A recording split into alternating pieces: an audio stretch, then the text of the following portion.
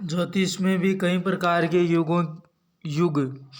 फिर यदि ज्योतिष गणना में भी एक ही मान वाला युग प्रचलित रहा होता तो तो भी इस पर गुत्थी को सुलझाने में शायद बहुत अधिक कठिनाई न होती, परंतु प्राचीन काल से लेकर भारत में वर्षों वाला पितामह युग, वर्षों वाला षष्ठी संवत्सर युग, वर्षों वाला वसु युग, वर्षों वाला रुद्र युग, वर्षों वाला दीर्घात्मक युग, वर्षों वाला सप्तऋषि युग तथा अन्य वर्ष वाला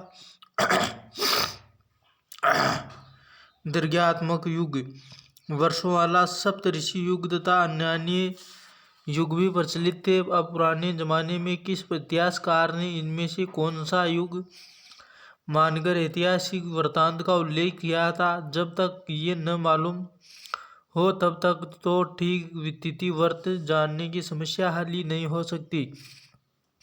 हाँ, काफी समय के पश्चात वर्ष वाले युग और इससे क्रमश दुगनी, तिगुनी और चौगुनी आयु वाले द्वापर, त्रेता और सतयुग का प्रयोग करने का रिवाज शुरू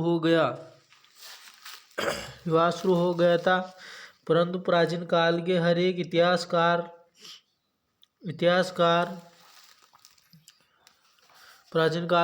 इतिहासकार की वृत्ति में वर्णित किसी घटना का ठीक समय निर्धारित करने के लिए इसी युग का प्रयोग करने से तो बात बनती नहीं है, बल्कि उपासजनक ही परिणाम हमारे सामने आते हैं। ये बात हम एक दो और उदाहरणों द्वारा भी स्पष्ट करेंगे। वायु पुराण में लिखा है कि दशरथ सुत श्री राम त्रेता युग में हुए। अब प्रश्न उठता है कि वे त्रेता का क्या अर्थ है। यदि क्या कहा जाए कि किस संत ने त्रेता द्वापर कली का एक चतुर्युग होता है और ऐसे चतुर्युगों का एक मनवंतर होता है और इनमें प्रथम मनवंतर के वे चतुर्युग के त्रेता युग में श्री राम हुए होंगे, तो भी ये पहली हल नहीं होती, क्योंकि वायु पुराण का पहला त्रेता स्वयंभू मनवंतर अर्थात प्रथम मनवंतर ही में था, जबकि श्री राम वर्तमान अर्थात 7वें मनवंतर में हुए। अतः 6 मनवंतर बीत चुके हैं।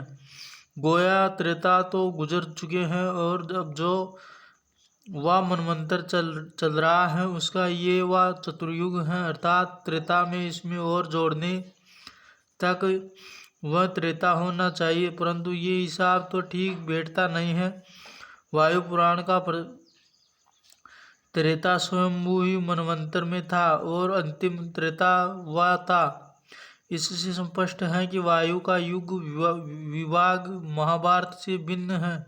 अतः वायु और महाभारत में लिखे वृत्तांतों को सूर्य सिद्धांत की कालगणना के अनुसार समझने की कोशिश करना बिल्कुल ही गलत होगा।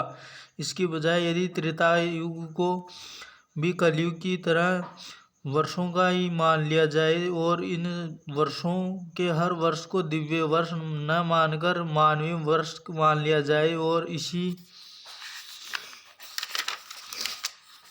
इसी वर्ष के त्रेता के अंतर्गत वह के अवान्तर त्रेता मान जाए तो त्रेता युग कुल अवान्तर त्रेता होंगे और ये वह त्रेता युग और द्वापर के संधिकाल पर जाकर पड़ेगा। इस तरह मानने से ही आज तक पौराणिक कालगणना जो विद्वानों के लिए एक यहाँ वहाँ या पहली बनी हुई है हल हो सकेगी और पुराणों तथा महाभारत के बीच की विषमता भी मिटेगी या घटेगी।